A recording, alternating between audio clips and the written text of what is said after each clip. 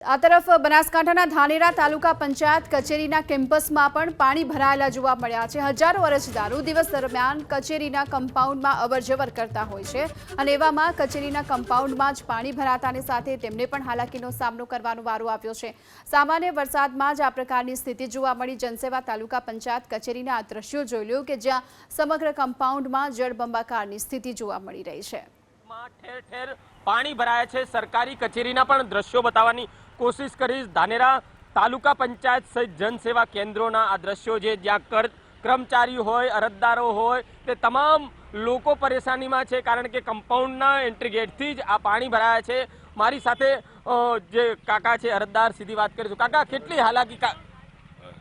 બહુ ખતરનાક, એટલાથી મારી અહીં આવવું પડે છે ને, બહુ તકલીફ પડી ગઈ કેમ કે ડોહા હતા મારા 52 વર્ષે, જો આ રીતે ટેકો લઈને હેડું તો અહીંયા લપસી દઉં, હાથ પગ ભાગી નાખો।